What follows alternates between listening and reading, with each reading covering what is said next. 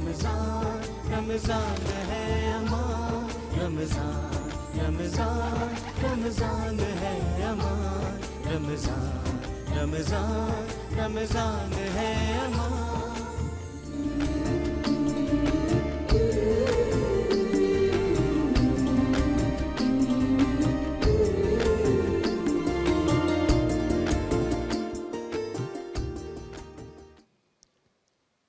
فاصلوں کو تکلف ہے ہم سے اگر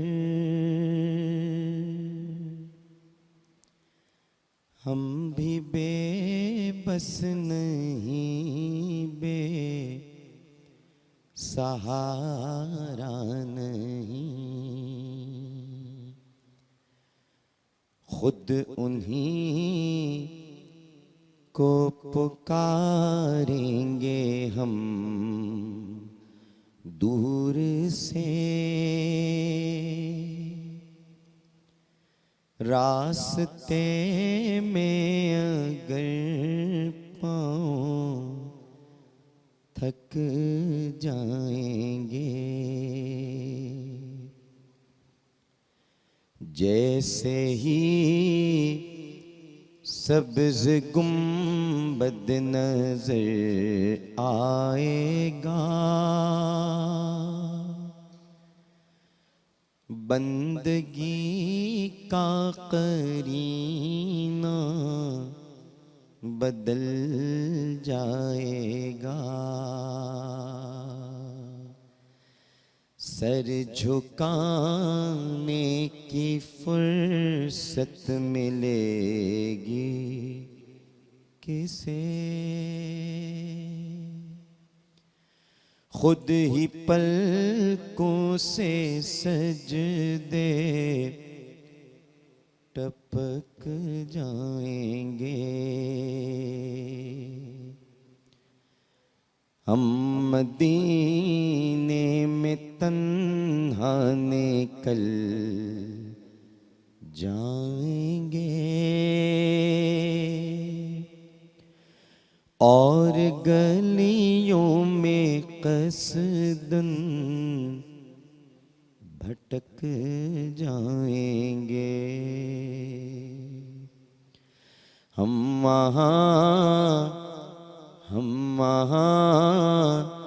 جا کے واپس نہیں آئیں گے، ڈھونڈتے ڈھونڈتے لوگ تھک جائیں گے، اے مدینے کے زائر خدا کے لیے داستان سفر مجھ کو یوں مت سنا، دل تڑپ جائے گا، بات بڑھ جائے گی، میرے محتاط آنسو چھلک جائیں گے، ان کی چشم کرم کو ہے اس کی خبر، کس مسافر کو ہے کتنا شوق سفر، ہم کو اقبال جب بھی اجازت ملی، ہم بھی آقا کے دربار تک جائیں گے، ہم بھی آقا کے دربار تک جائیں گے، ہم بھی آقا کے دربار تک جائیں گے.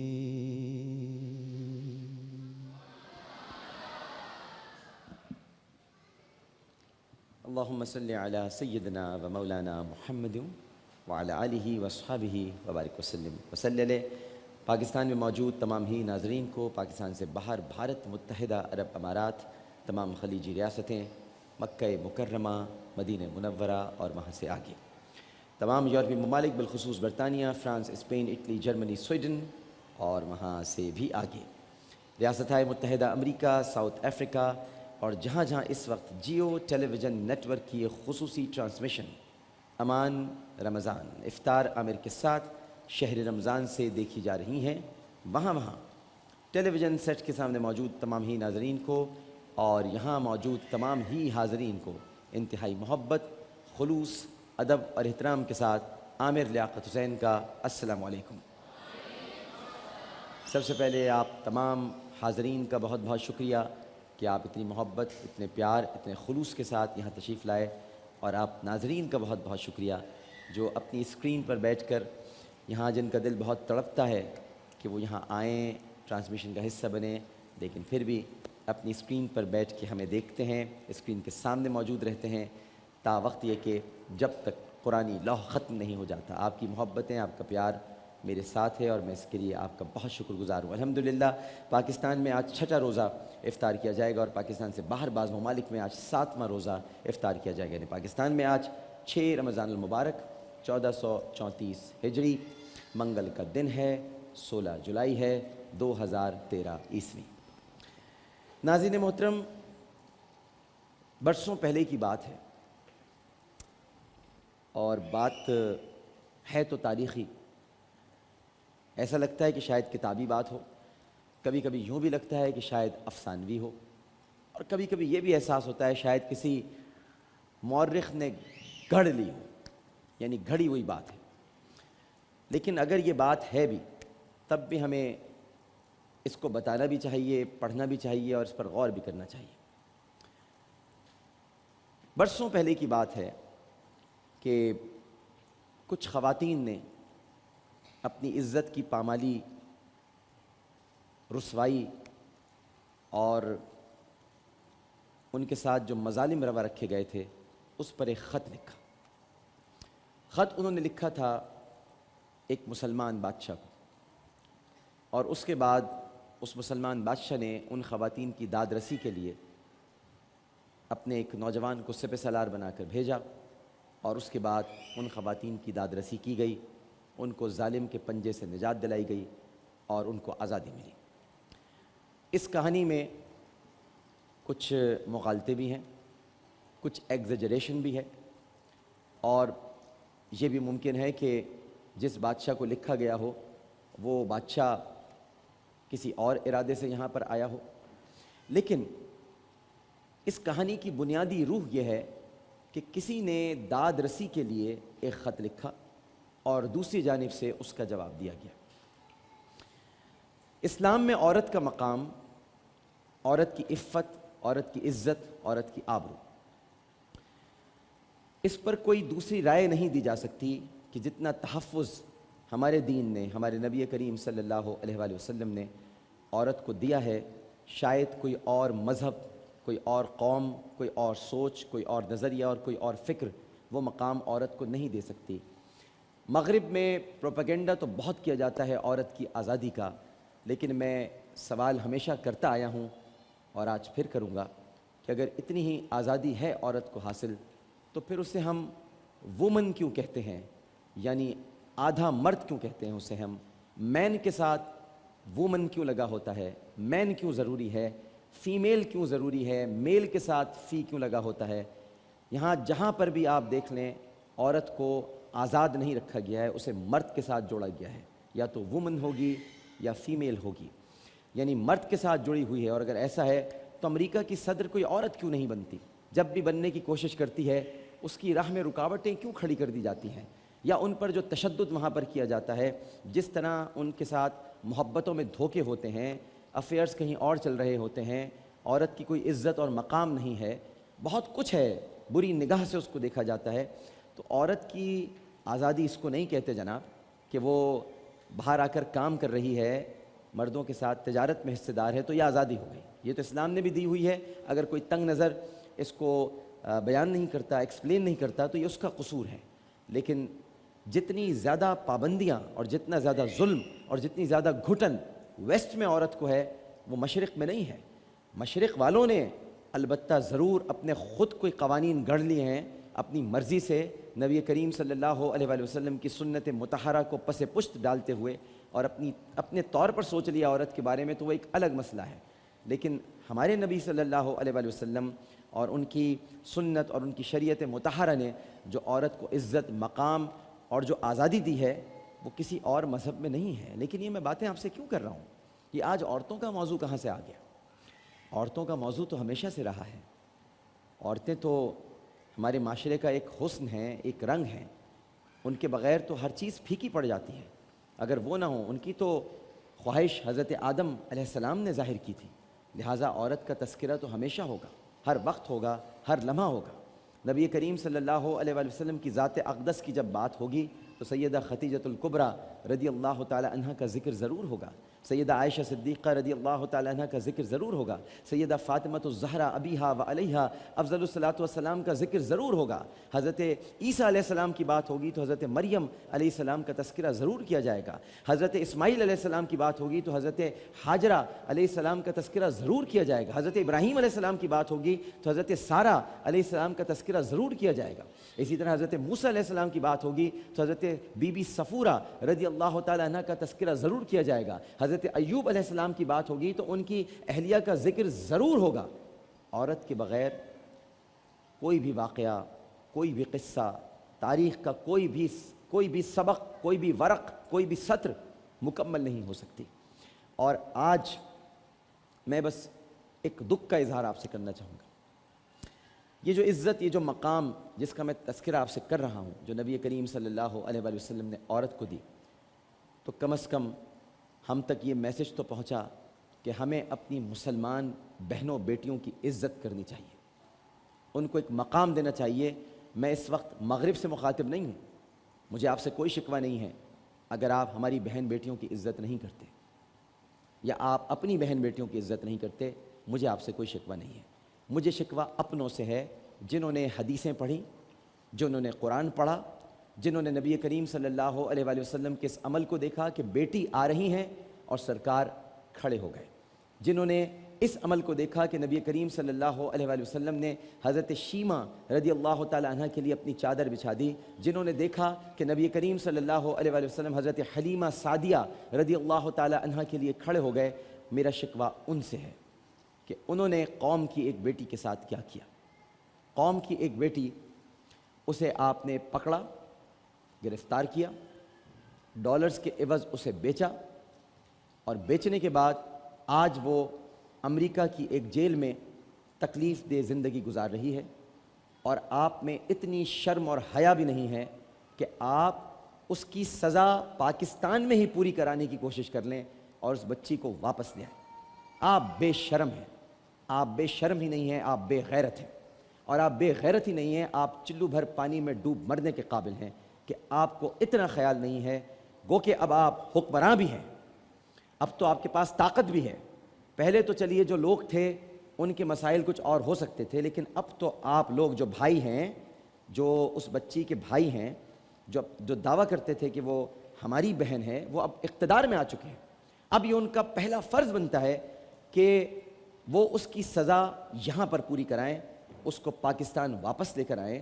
وہ قصوروار ہے، مان لیا، اس نے غلط کیا، تسلیم، اس نے بہت برا کیا، میں اعتراف کرتا ہوں، لیکن کیا وہ اپنے ملک کی سرحدوں میں رہ کر وہ جیل نہیں کاٹ سکتی تاکہ جب اس کا انتقال ہو جائے تو اس کے جنازے کو کسی ڈبے میں بند کر کے یہاں نہ لانا پڑے، اس کی باڈی یہاں پر نہ آئے بلکہ وہ یہیں پر مر جائے، اپنی ماں کو دیکھ لے ایک مرتبہ، اپنے بچوں کو دیکھ لے۔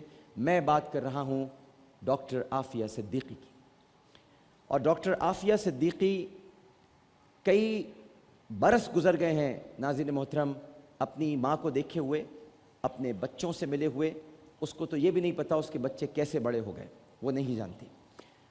آج میں آپ کی ملاقات ڈاکٹر عافیہ صدیقی کے بچوں سے کراؤں گا اور ڈاکٹر عافیہ صدیقی کی بہن سے کراؤں گا، اور ان سے ہم یہ پوچھیں گے، آج وہ ہمارے مہمان ہیں، کہ آپ کے دن گزر کس طرح سے رہے ہیں اپنی بہن کے بغیر، اور احمد اور مریم کے اپنی ماں کے بغیر۔ آپ سب کی مائیں اللہ سلامت رکھے آپ کے سروں پر، اللہ تعالیٰ ان کا سایہ تا دیر سلامت رہے، وہ دعا دینے کے لیے آپ کو رہیں۔ لیکن ایک ماں ایسی بھی ہے جس نے اپنے بچوں کو نہیں دیکھا، اس کو تو ان کا نہ بچپن پتہ ہے، نہ ان کا اس وقت پرورش کے دوران ان کا پلنا بڑھنا وہ محسوس کر پا رہی ہے، کیونکہ وہ ایک ایسی چار دیواری میں قید ہے جہاں سے اسے زندگی کی کوئی خبر نہیں ہے۔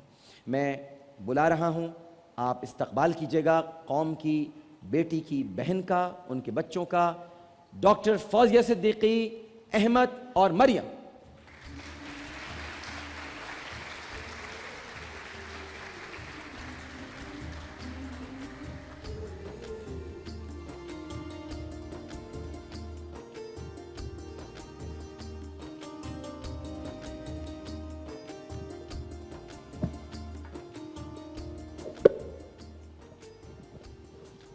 بہت بہت شکریہ ڈاکٹر صاحبہ، آپ تشریف لائی ہیں، اور آج آپ کو بلانے کا پہلا مقصد تو یہ ہے کہ آپ ذرا سب کو بتائیے کہ آج کتنے دن ہو گئے عافیہ کو آپ سے جدا ہوئے، دن بتائیے گا، دن۔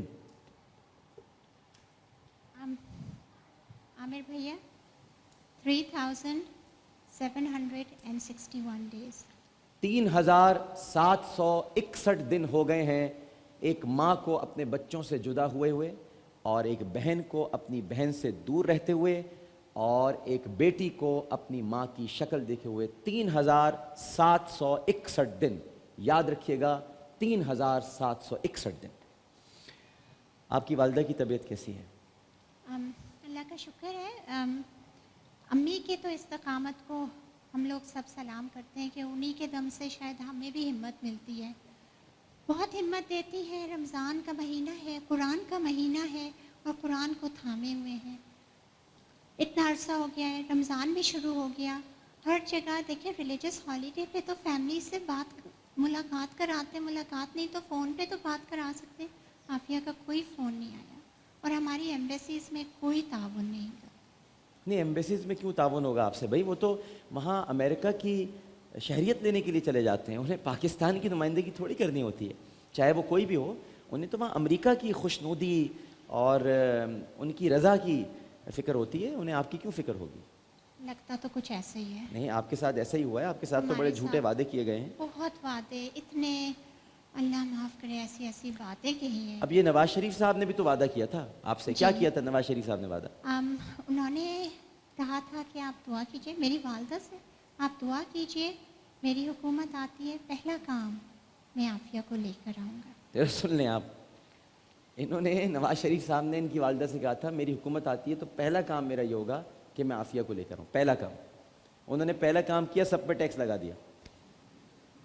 آپ کی ابھی سانس لینے پہ نہیں لگایا آپ کے ٹیکس، لگے گا، لگے گا۔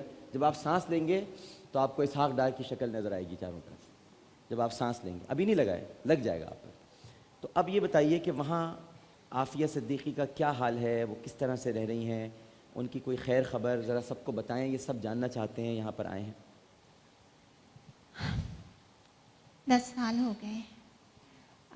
خیر خبر ایسی ہے کہ جون میں بات ہوئی تھی، تو اس میں عافیہ نے ایک واقعہ کا ذکر کیا تھا جس میں کہ نماز پڑھی تھی تو پیچھے سے آ کے گارڈ نے مارا تو بے ہوش ہو گئی تھی، اور تو اس نے ذکر کر دیا، شاید یہ غلطی تھی کہ اس کے بعد سے پھر کوئی فون نہیں ہوا۔ ہماری لائر 2 دن بعد پہنچی اس کے پاس، تو اس نے ڈاکٹر کو دکھوایا اور FBI نے انویسٹیگیشن شروع کی۔ اس کے بعد ظاہر ہے ان سے کوئی آئی وٹنس تو ہے نہیں سوائے اس کے، تو کیا وہ ہوگا، لیکن اس کے بعد سے اس سے کسی قسم کا کوئی کانٹیکٹ نہیں ہوا۔ اچھا، یہ آج قوم کو بتا دیجئے آپ، ہم لوگ امریکہ کو بہت برا بھلا کہتے ہیں، امریکہ ایسا ہے، امریکہ نے یہ کر دیا، امریکہ ظلم کر رہا ہے۔ یہاں مگر معاملہ بڑا مختلف ہے، امریکہ کیا چاہتا ہے اور ہماری حکومت کیا کر رہی ہے، ذرا آپ ڈاکٹر فوزیہ سے سنیں، امریکہ کیا چاہتا ہے، یہ بتائیں گے آپ کو۔ اتنے عرصے میں قریب کر لیجیے. اتنے عرصے میں تحریک چلی ہماری، اور جیسے اویئرنیس ہوئی تو امریکن عوام میں بھی اویئرنیس ہوئی. امریکہ کے سابق اٹارنی جنرل نے پورا کیس دیکھا اور انہوں نے کہا کہ بے حد ناانصافی ہوئی ہے. تو وہ لوگ سب پاکستان آئے، وہاں کے سینیٹر بھی آئے، کانگریس میں، اور انہوں نے کہا کہ کوئی طریقہ نکالتے ہیں کہ یہ جو ہے ایک فیس سیور بھی مل جائے کہ جس میں کہ بے عزتی بھی نہیں ہو، اور خیر سے ایک میوچول انڈرسٹینڈنگ پہ عافیہ کی سفرنگ بھی ایلیویٹ ہو جائے.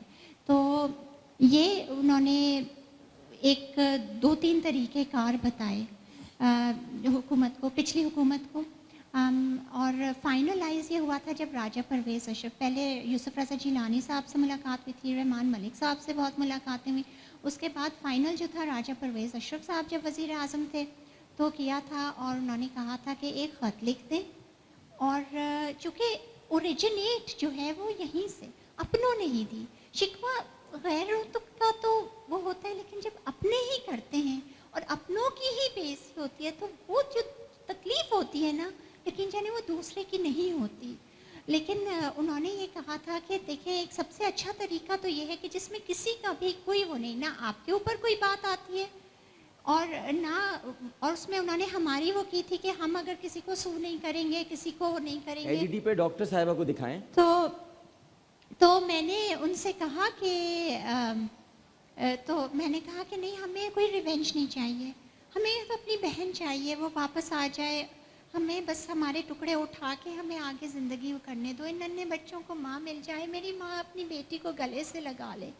تو انہوں نے کہا ٹھیک ہے، تو ہم ایسا کرتے ہیں کہ ایک بین الاقوامی معاہدہ ہے، ہم اس کو سائن کر دیتے ہیں، بس پاکستان سائن کر دے. ودن 1 month، ودن 3 days انہوں نے کہا تھا ہم آپ ایکسپیڈائٹ سن کریں رہے ہیں، گے. آپ سب لوگ یہاں موجود اور ناظرین آپ بھی سن رہے ہیں کہ وہ یہ چاہتے ہیں کہ ڈاکٹر عافیہ صدیقی پاکستان چلی جائیں، وہ تیار ہیں ان کو بھیجنے کے لیے. ہماری حکومت لے کر آنا نہیں چاہتی، ہماری حکومت کی طرف سے کوئی بھی قدم اس کی واپسی کے لیے اٹھایا نہیں گیا ہے. ایسا ہی ہے. ابھی چودھری نثار صاحب سے میری ملاقات ہوئی تھی اور انہوں نے ایک کمیٹی بنائی ہے، اور پھر بن گئی کمیٹی ایک. ہر کوئی کمیٹیاں بناتا ہے، اور جب وہ کمیٹی ان کو کیا ہم مل کر ایک کمیٹی ڈال دیتے ہیں آپ کے ساتھ. میں کیا بتاؤں، تو میں نے ان سے کہا کہ دیکھیں ایک اور کمیٹی سے کیا فائدہ ہوگا، اب تو سب کچھ ہوا ہوا ہے، صرف دستخط کرنے ہیں. تو اب وہ کہہ رہے ہیں کہ ہم یہ نہیں، ہم یورپ سے معاہدہ کر لیتے ہیں، یورپ امریکہ سے مانگ لے گا، پھر امریکہ پھر وہ یعنی دیکھ رہی ہیں آپ ان کی باتیں سنیں آپ ان لوگوں کی. یہ جو اقتدار میں آتے ہیں اب ہم ان سے کر لیں گے معاہدہ، پھر وہ ان سے لے لے گا، تو پھر ہم ان سے لے لیں گے. یعنی یہ کوئی تجارت ہو رہی ہے کسی کی نا. ہم وہاں سے سامان لے آئیں گے، ادھر سے ہمیں ذرا مہنگا پڑے گا، ادھر سے لائیں گے نا تو ہم کنٹینر ادھر بھجوا دیتے ہیں، تو وہاں سے بڑا سستا پڑ جائے گا. تو یہ بات میرے سمجھ نہیں آئی. تو جب میں نے چودھری نثار صاحب سے کہا تو انہوں نے کہا یہ بات میرے بھی سمجھ میں نہیں آتی، میں کمیٹی سے وہ کروں گا. اینڈ ودن 10 days، یہ پہلی دفعہ ہے کہ ایک کم از کم ٹائم کیپ لگایا ہے کہ ودن 10 days ان شاء اللہ تعالیٰ ودن رمضان اس چیز کو ریزالو کر کے کیبنٹ میں پیش کر آپ کے کو اور آگے یقین ہے ایسا کریں گے. ہوگا؟ ڈاکٹر صاحبہ آپ کا پتہ ہے کیا ہے، شروع سے میں آپ سے ایک بات کہتا آیا ہوں، اور آپ کو پتہ ہے میں آپ سے یہ کہتا ہوں، میرا آپ سے اختلاف ہے اس بات پر. آپ ہمیشہ جو آپ کو دلاسہ دیتے ہیں نا اس کی باتوں میں آ جاتی ہیں. ایسا لگتا ہے مورفین کے عادی ہو گئے، اور یہ مورفین انجیکشن ہے جو وہ ہم کو دے رہے ہیں. یہ کچھ نہیں کریں گے ڈاکٹر صاحبہ، آپ ہی کو کوشش کرنی ہوگی، قوم کو کوشش کرنی ہوگی. یہ لوگ یہ اقتدار میں آ گئے، یہ بدل گئے ہیں. ان کو چیف جسٹس نے کہہ دیا ہے، میں پرسوں ان کا اسٹیٹمنٹ پڑھ رہا تھا کہ موجودہ حکمراں بھی پرانے حکمرانوں کی روش پر چل رہے ہیں. یہ ان کا اسٹیٹمنٹ بھی ہے، یہ بدل گئے ہیں، یہ کچھ نہیں کریں گے. دیکھیں میں تو کوشش کرتی رہوں گی، جو ارباب اختیار ہیں ان سے کہتی رہوں گی. کیا ظاہر ہے آپ کو پتہ کہنا ہے. اللہ میاں رمضان کا مہینہ ہے، اتنے سارے نیک لوگ یہاں بیٹھے ہیں، اتنے سن رہے ہیں آڈینس میں، کیا پتہ کوئی ایک کسی کی آمین عافیہ کی رہائی کے لیے ایک دعا کیا پتہ وہ لگ جائے اور ہدایت ہو جائے. میں تو اس امید پہ 10 سال سے میں تو سب کو کہتی رہی ہوں، کوئی در ایسا ہے جو میں نے چھوڑا ہے، یہاں سے یونائٹڈ نیشن سے پوری ساؤتھ افریقہ تک میں نے کوئی جگہ چھوڑی تو نہیں، اور میں کیے جاؤں گی. اللہ کی ذات سے میں نا امید کبھی نہیں ہوں گی اور کوشش کرتی رہوں گی، مجھے اللہ کی ذات سے امید ہے. آج احمد بھی ہمارے ساتھ ہیں. احمد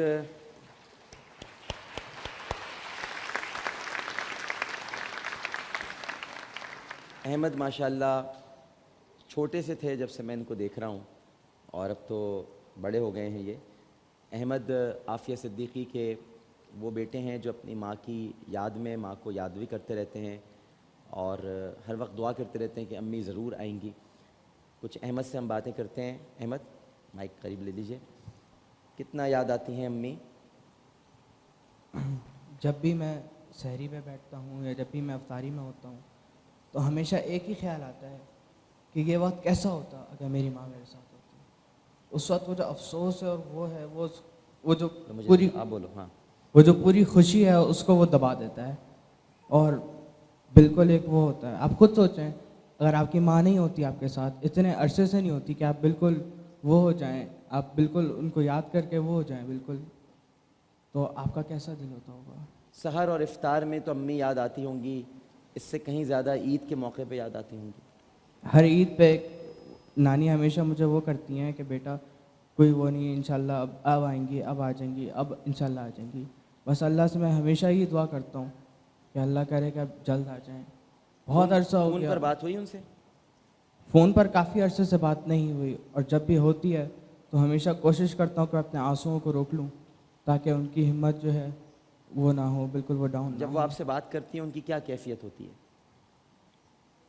وہ اکثر وہ زیادہ تر وہ بالکل ان کی آواز سے یہ لگ رہا ہوتا ہے کہ وہ بہت کمزور ہیں. ان کی آواز سے اس میں بالکل افسوس اور دکھ ہوتا ہے. روتی بھی ہیں؟ کوشش کرتی ہیں وہ کہ وہ نہ روئیں، لیکن ان کی آواز سے جو ایک وہ ہوتا ہے اس سے لگتا ہے بالکل. ہمارے ساتھ مریم بھی موجود ہیں، اور مریم کا ملنے کا واقعہ بھی بڑا حیرت انگیز ہے.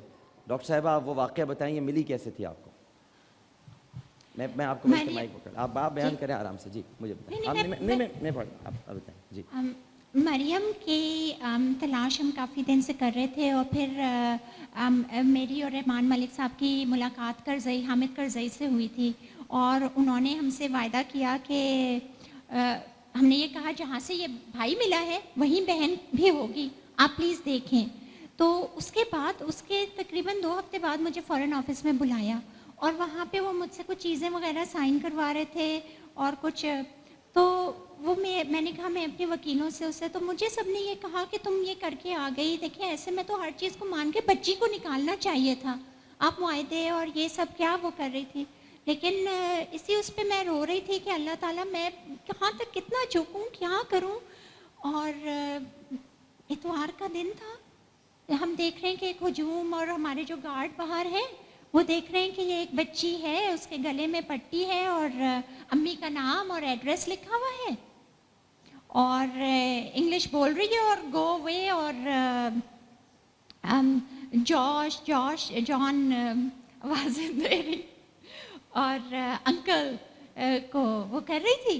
اور اتنے میں مطلب اور لوگ بھی ظاہر ہے سب جمع ہو گئے، اور ہم یہ دیکھ رہے تھے کہ پاس سے ایک وائٹ کار جو ہے نا وہ گزرے جائی تھی، جب تک ہمارے گھر کے گیٹ تک آ کے، اور وہ نہیں ہوا. پھر فوراً ہی رحمان ملک صاحب کا فون آیا اور یہ ہوا، اور پھر وہ انہوں نے ساری آئیڈینٹیفیکیشن وغیرہ کی. اس میں تقریباً ہفتہ لگا، انہوں نے اس کو مطلب اچھا رکھا. ایک اور بچہ بھی تو تھا، جی سلیمان. وہ کہاں ہے؟ سلیمان کہاں کچھ نہیں پتا، 6 مہینے کا تھا. 6 مہینے کا تھا؟ 6 مہینے کا، دودھ پیتا ہوا گود میں تھا اس کے. احمد یہاں بیٹھا ہے، اس کی جو آخری یاد ہے جو اس نے بتائی، چاہے آپ اس سے سنیں چاہے وہ بتائیں. احمد وہ کہاں ہے سلیمان کا کچھ پتہ ہے؟ سلیمان کا جہاں تک جو مجھے یاد تھا، جب میں آیا تھا نینا انہوں نے مجھ سے پوچھا کہ جب آپ کو لیا جا رہا تھا تو کیا ہوا، تو اس میں جہاں تک مجھے یاد آیا کہ دو لوگ تھے، ان کی شکل مجھے صحیح سے یاد نہیں. انہوں نے وہ چھوٹا جو بچہ تھا وہ اس میں تھا، چادر میں اس میں تھا، اس کو لے کے انہوں نے یوں ہی زمین پہ ڈال دیا تھا. زمین پہ پھینک دیا تھا؟ زمین پہ پھینک دیا تھا 6 مہینے کے بچے کو. اور جہاں تک مجھے امی یاد سے آ رہا چھین تھا، رہے تھے نا، امی وہ کر رہی ہم تھیں. سب لوگ بالکل، ہم نے امی کا ہاتھ پکڑا ہوا تھا، میں نے بھی، مریم نے بھی، وہ ان کی گود میں تھا. ہم سب کو انہوں نے الگ کیا اور چھوٹے بچے کو انہوں نے پھینک دیا بالکل. اور وہ بالکل یعنی کہ اگر میں یاد کروں تو بہت ہی افسردہ وہ ہے. بالکل ایسا لگ رہا تھا کہ جیسے کہ وہ مر گیا، وہ ختم ہو گیا. مر گیا. بالکل ایسا لگ رہا تھا. جی مریم، اب آپ نانی کے پاس ہیں، بھیا کے پاس ہیں، خالہ کے پاس ہیں، تو اب کچھ سکون ہے زندگی میں؟ Little bit. اور امی امی کی کتنی یاد آتی ہے؟ I miss her a lot. You miss her a lot. Yes. Did you talk to her? The last time I talked to her, it was before out of days. But and what she said? she said, keep on praying for me and don't lose hope and don't cry. Someday there'll be a bright day and I'll come home. You just have faith. So did you cry a lot?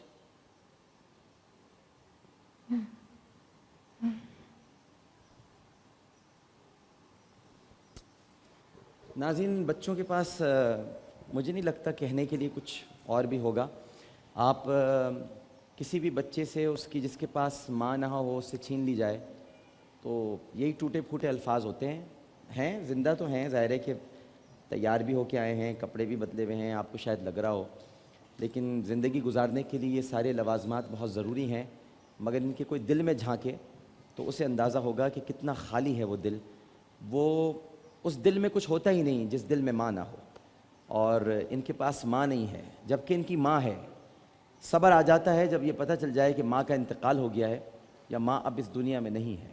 ہر رشتے کو اسی طرح صبر آتا ہے. اولاد کے رشتے کو بھی اگر ماں باپ سے اولاد چھن جائے لیکن یہ معلوم ہو کہ اولاد نہیں ہے اب اس دنیا میں تو صبر آ جاتا ہے. لیکن اگر یہ پتہ ہو کہ اولاد اغوا ہو گئی ہے اور کوئی اسے لے کر چلا گیا ہے تو وہ روزانہ جیتے ہیں، روزانہ مرتے ہیں کہ بچہ کیسے ہوگا، کن حالات میں ہوگا. اور یہی حال ان کا بھی ہے. اگر ان کو ایک مرتبہ یہ خبر مل جائے کہ ان کی ماں مر گئی جیل میں تو شاید ان کو صبر اور قرار آ جائے اور یہ جذبات کے دوسرے دھارے کی طرف ہوں. لیکن ابھی ان کو یہ نہیں پتہ اور یہ معلوم ہے کہ ان کی ماں زندہ ہے، ان کی ماں تکلیف میں ہے. ان کی ماں پر ابھی کچھ دنوں پہلے تشدد بھی ہوا ہے جیل میں، اس کو مارا بھی گیا ہے اور اس وجہ سے یہ ہر وقت پریشان رہتے ہیں، فکر میں مبتلا رہتے ہیں کہ امی کا کیا ہوگا، امی کے بارے میں سوچتے رہتے ہیں. اور اس عورت نے تو اپنا سب کچھ، یہ جو بیٹھی ہیں یہاں پر، ان کی بھی اپنی ایک فیملی ہے، بچے ہیں، شوہر ہے، لیکن اپنا سب کچھ بہن کے لیے وقف کر دیا ہے اور بہن کے لیے جی رہی ہیں. خود ڈاکٹر ہیں، نیورولوجسٹ ہیں، لیکن اس کے باوجود اپنی ذمہ داریاں، پیشہ ورانہ ذمہ داریوں سے باہر نکل کر یہ اپنی بہن کے لیے کہاں کہاں ماری نہیں پھری ہے یہ عورت، کہاں کہاں نہیں گئی ہے. اسی طرح ان کی والدہ ہیں عصمت خالہ، جو بستر پر ہیں، کبھی آئی سی یو میں ایڈمٹ ہو جاتی ہیں، کبھی سی سی یو میں ہوتی ہیں. اسی طرح ان کی زندگی کبھی جی رہی ہیں، کبھی مر رہی ہیں. یہ درد محسوس کرنے والی بات ہے. آپ محسوس کریں گے تو اندازہ ہوگا اس خاندان کے ساتھ کیا گزر رہی ہے اور ان پر کیا بیت رہی ہے. ایک چھوٹا سا وقفہ لینے کے لیے جا رہا ہوں. وقفے کے بعد دوبارہ حاضر ہوں گے. آج ہمارے مہمان ہیں ڈاکٹر عافیہ صدیقی کی بہن ڈاکٹر فوزیہ صدیقی، احمد اور مریم. لیکن پہلے ایک وقفہ. السلام علیکم ورحمۃ اللہ.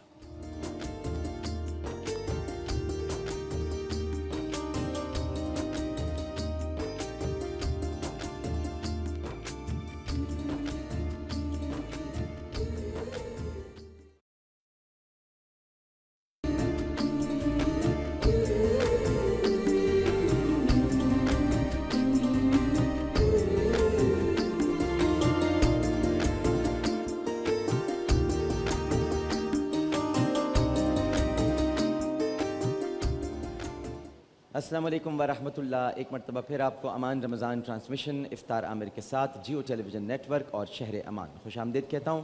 اب ہے امان رمضان، یعنی ہمارا وہ کمپٹیشن، وہ کانٹیسٹ جو کہ مصوروں کے درمیان ہے اور ان کے ذہن میں موجود امن کی تصویر آپ یہاں پر روزانہ دیکھتے ہیں، جو یہ اپنے ذہن کی تصویر کو کینوس پر اتار دیتے ہیں اور یہاں دیوار امن پر وہ تصویر ان کی لگ جاتی ہے. انشاءاللہ 29ویں روزے کو ہم فائنل آپ لوگوں سے پوچھیں گے اور اس کو ہم پول بھی اس کا شروع کرنے والے ہیں تاکہ لوگ بتا سکیں کہ بہترین تصویر کس کی تھی اور ان کو دیے جائے گا 1 لاکھ روپے کیش اور گاڑی. یہ آپ کا انعام ہے. آج مقابلہ مصوری میں حسنین علی ہیں، ہیرا عارف ہیں اور آفرین کامران ہیں. تو سب سے پہلے حسنین علی صاحب کے پاس چلتے ہیں. السلام علیکم حسنین صاحب. کیسے ہیں؟ خیریت سے؟ آپ ہاتھ ملا رہے تھے، آپ یہ لیجیے. کیسے ہیں آپ؟ ٹھیک ہیں. کیا بنائیں گے آج آپ؟ میں آج قائد اعظم کو ریپرزینٹ کرنا چاہ رہا ہوں، ان کی پرسنالٹی کو. اچھا، تو امن اور امان سے ان کا تعلق ہے، اس میں کوئی شک نہیں ہے. بالکل ٹھیک ہے. اور ہیرا عارف، السلام علیکم. وعلیکم السلام. آپ کیا بنائیں گی؟ میں آج اللہ اور محمد کے نام کو وہ کرنا چاہوں گی کہ اگر ہم اس کے بھروسہ اس پہ وہ رکھیں تو امن ہو سکتا ہے پاکستان. انشاءاللہ انشاءاللہ. اور آفرین کامران، السلام علیکم. وعلیکم السلام. آپ کے ذہن میں کیا ہے؟ سر میرے ذہن میں خانہ کعبہ کی تصویر ہے، کچھ فلاورز وغیرہ ہیں جو میں آج صحیح. بنا کے امن کی تصویر چلیے قائم کروں. بسم اللہ کیجئے. پھر آپ لوگ بسم اللہ کیجئے. اب ہم آتے ہیں عہد کی طرف. آپ سب لوگوں کے پاس عہد ہوگا، لیکن عہد کرنے سے پہلے ایک عہد اور کر لیجئے. اور وہ عہد یہ ہے کہ جو آپ کو عہد ملتا ہے، یہ جو آپ کو عہد یہاں ملتا ہے، آپ کی بات میں اس لیے ابھی کر رہا ہوں کیونکہ آپ کو آج ملا ہے، لیکن ناظرین آپ میں سے جو لوگ یہاں آ چکے ہیں اور یہ عہد آپ کو ملا ہے، آپ لوگ اس پہ کیا کرتے ہیں؟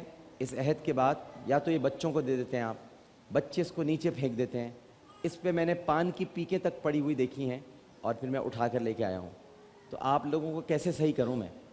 یعنی یہ ہم کرتے اس لیے ہیں تاکہ ایک ہمیں احساس ہو ایک مہذب قوم ہونے کا، لیکن آپ پیکیں پھینکنا شروع کر دیتے ہیں، اس پر پھینک دیتے ہیں، موڑ موڑ کے پھینک رہے ہیں، تھوک رہے ہیں، پھاڑ کے رکھ رہے ہیں اپنے پاس. تو فائدہ کیا؟ یہ کوئی ایک علامتی، بالکل یہ علامتی شے ہے، اس میں کوئی شک نہیں ہے، لیکن یہ آپ کے لیے یادگار بھی ہے. اور ساتھ ساتھ کیا صرف رمضان ٹرانسمیشن میں یا رمضان میں کسی نشریات میں آنے کا مقصد یہ ہے کہ ہم یہاں آئیں، دیکھیں، مہمان آئے ہیں، انعامات جیتیں اور چلے جائیں؟ کوئی اپنے دل کے کسی گوشے میں ہم کوئی وعدہ نہیں کرنا چاہتے اپنے رب سے، اپنے پروردگار سے؟ اس رمضان کی برکت کو ہم سمجھنا نہیں چاہتے؟ تو یہ اسی لیے ایک علامتی عہد ہوتا ہے. اس کا مطلب یہ نہیں کہ آپ یہی عہد کر لیں، لیکن آپ کوئی تو عہد کریں اپنے ساتھ، کچھ تو سوچیں. رشتہ داروں میں آپس میں جھگڑا ہے تو وہ یہ عہد کر لیں کہ ہم ایک دوسرے سے مل جل کر رہیں گے. کوئی نماز نہیں پڑھ رہا تو وہ نماز کا عہد کر لیں. لیکن جب آپ عہد نامے کو ہی پھینکنا شروع کر دیں گے، اس پہ ہی پان کی پیکیں ماریں گے اور اس کو ہی کوڑے میں ڈال دیں گے، بچوں کو دے دیں گے، بچے کھیل رہے ہوں گے اس سے، تو پھر کیسے معاشرہ بہتر ہو سکے گا؟ کیسے ہم صحیح ہو سکیں گے؟ ہم دوسروں پر تنقید کرتے ہیں، ہمیں بجلی نہیں مل رہی، ہمیں گیس نہیں مل رہی، ارے ہم خود بھی تو صحیح نہیں ہیں. ہم خود کہاں سے صحیح ہیں؟ ہم بھی تو کتنی بری بری حرکتیں کرتے ہیں. تو میں عہد پڑھنے جا رہا ہوں. میں کے بعد میں اپنا نام لوں گا، آپ سب اپنا نام لیجئے گا، اور اس کے بعد جو کروں گا ہے وہ کروں گا پڑھیں، جو کروں گی ہیں وہ کروں گی پڑھیں. تیار ہیں آپ لوگ؟ میں عامر لیاقت حسین، آواز نہیں آ رہی، میں عامر لیاقت حسین رمضان المبارک صبر و برداشت کا مہینہ ہے، لہٰذا میں رمضان المبارک کے اس بابرکت مہینے میں اللہ تعالیٰ کو حاضر و ناظر جان کر یہ عہد کرتا ہوں کہ اپنے غصے پر قابو پاؤں گا، کیونکہ پیکرِ عفو و درگزر صلی اللہ علیہ وآلہ وسلم نے فرمایا ہے کہ جس شخص نے اپنے آپ کو بے جا غصہ کرنے سے روکا، اللہ تعالیٰ قیامت کے دن اسے اپنے عذاب سے بچائے گا.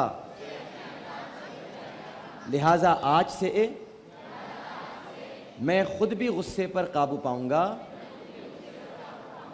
اور اپنے قریبی رشتہ داروں اور دوست احباب کو بھی اس کی تاکید کروں گا. اللہ ہمارا حامی و ناصر ہو. تو یہ ہوتا ہے ایک سمبولک عہد جو ہم سب یہاں پر کرتے ہیں، ایک علامتی ہے. ڈاکٹر فوزیہ صدیقی ابھی تھوڑی دیر پہلے، بلکہ مائک آپ کے پاس جب ہم وقفے میں جا رہے تھے تو انہوں نے مجھ سے کہا کہ میں آپ کو ایک خبر سنانا چاہتی ہوں. اتنی اچھی خبر تھی کہ میں نے ان سے کہا کہ آپ خود ہی پوری قوم کو سنائیے اور ہم سب بھی سنیں گے. بتلائیے. ماشاءاللہ احمد یہاں بیٹھا ہے آپ سب کے درمیان، او لیولز میں آ گیا ہے، پہلا بورڈ کا ایگزام دیا ہے، لیکن اس کے ساتھ اس نے جتنے عرصے میرے پاس رہا ہے اس میں اب تک قرآن حفظ کر لیا ہے پورا. قرآن حفظ کر لیا ہے احمد نے. माशाअल्लाह, माशाअल्लाह। अल्लाह इसको उस पे चलने की तौफीक अता करे। और अब गिरदान बाकी है, लेकिन माशाल्लाह I am so proud of him, so proud of him. मैं आपको बता नहीं सकती कि इस बच्चे ने मुझे सर फ़ख्र से बुलंद कर दिया है। आपने भी तो हमारा सर फ़ख्र से बुलंद किया है। मैं आपने समझती हमारा हूँ- सर इसलिए फ़ख्र से बुलंद किया है कि बहुत से लोग शायद इस हदीस को समझ नहीं पाए होंगे अपनी ज़िंदगी में, क्योंकि ख़ानदानी रिश्ते कुछ ऐसे होते हैं।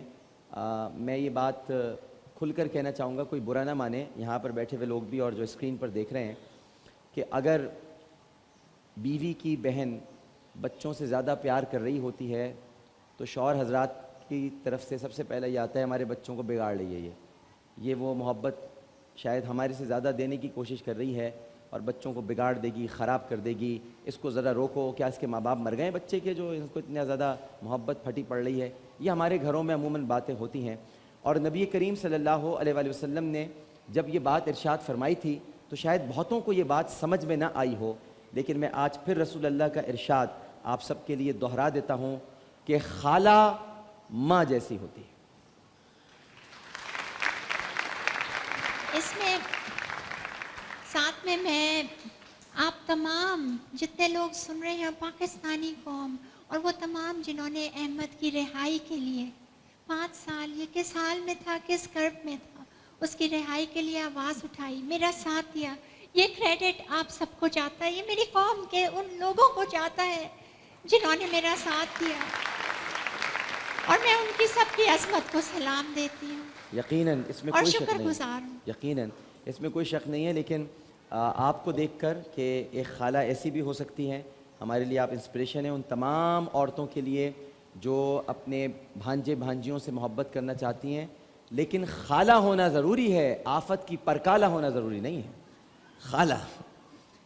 खाला को भी समझना बहुत ज़रूरी होता है कि मोहब्बतों को रिश्तों के तक़द्दुस के साथ, ये भी बहुत ज़रूरी है। मैंने अगर एक तरफ की बात की है तो दोनों तरफ की बात करूँगा। ये भी बहुत ज़रूरी है कि अगर आपकी बेजा मोहब्बत आपके बहनोई को नागवार गुज़रती है तो उसमें एतदाल लेकर आएँ, क्योंकि बहरहाल वो बाप है और वो माँ है। कहीं ऐसा ना हो कि उस मोहब्बत के ज़रिए से नफ़रत पैदा होनी शुरू हो जाए। मोहब्बत आप ज़रूर करें। ये मोहब्बत किस वक्त ज़ाहिर होती है? खाला की माँ जैसी। खाला की माँ जैसी मोहब्बत उस वक्त ज़ाहिर होगी, याद रखिए, हदीस को समझिए कि खाला माँ जैसी होती है। इसका मतलब ये है जब माँ नहीं होती तो खाला होती है, माँ की मौजूदगी में खाला माँ नहीं होती है। ये हमेशा जहन में रखिएगा, जब तक माँ है तो माँ है, माँ नहीं तो फिर खाला है। आज माँ नहीं है इनकी तो खाला ने देखिए कैसी परवरिश की है। जो माँ चाहती होगी शायद ज़िंदगी में कि अहमद हाफिज़ कुरान बने, खाला ने अहमद को हाफिज़ कुरान बना दिया। खाला ने अपनी ज़िंदगी के सुनहरे दिन अपने भांजे और अपनी भांजी के लिए वक्फ़ कर दिए। अपनी माँ की खिदमत अलग करती हैं, शौहर का ख्याल अलग रखती हैं, अपने बच्चों को अलग देखती हैं। डॉक्टर फौजिया सिद्दीकी हमारे लिए एक मिसाल है।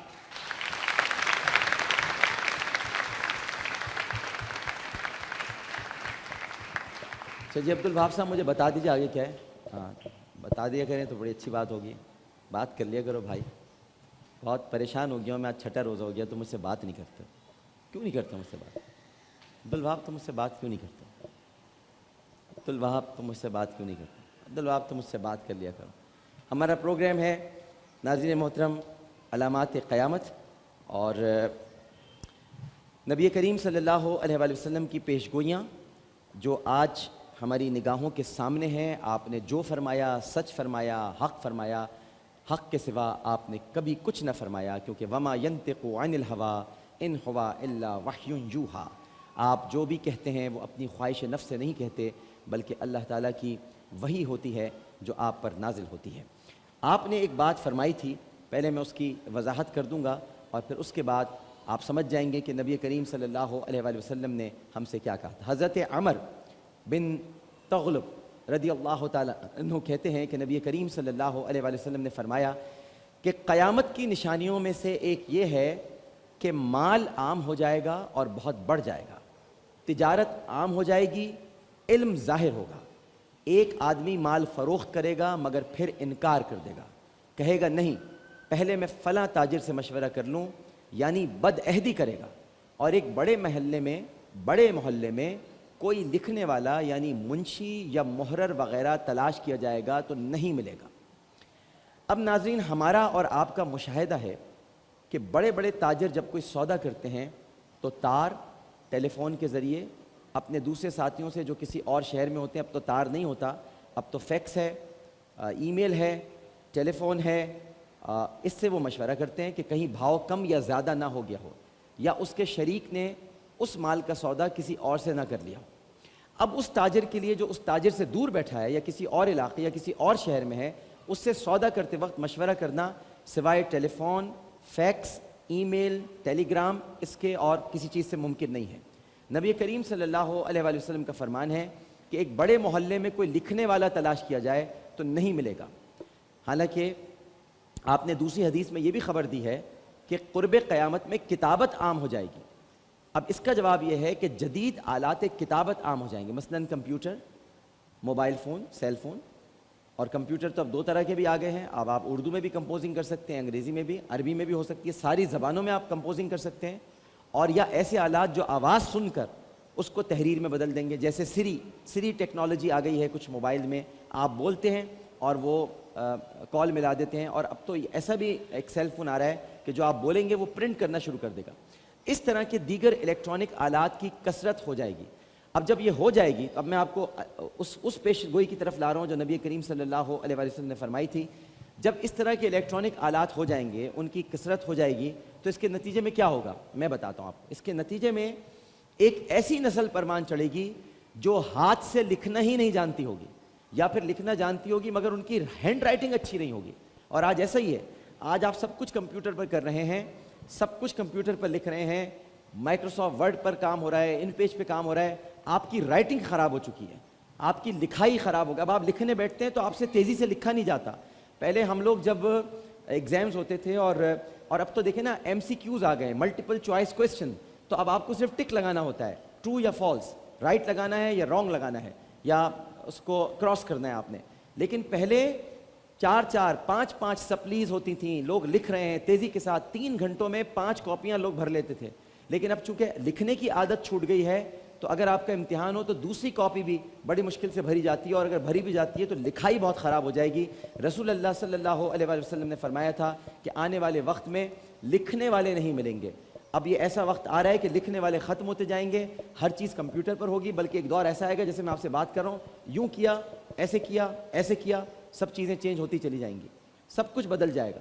یہ ایسا دور آنے والا ہے جو ہم بہت قریب جس کے پہنچ چکے ہیں۔ اور جس ٹیکنالوجی کی بات کی تھی وہ ٹیکنالوجی ہماری زندگی میں داخل ہوتی جا رہی ہے، اور جس سے سوائے ہمیں ٹھیک ہے بہت فوائد بھی ہو رہے ہیں، لیکن جو ٹریڈیشنل چیزیں تھیں، جو روایتی چیزیں تھیں، جن کی بہرحال ضرورت پڑے گی زندگی میں، وہ ہم سے دور ہوتی جا رہی ہے۔ ایک چھوٹا سا وقفہ لیتے ہیں، وقفے کے بعد دوبارہ حاضر ہوں گے۔ ہمیں یقین ہے کہ آپ سب لوگ ہمارے ساتھ ہی رہیں گے۔ السلام علیکم ورحمۃ اللہ۔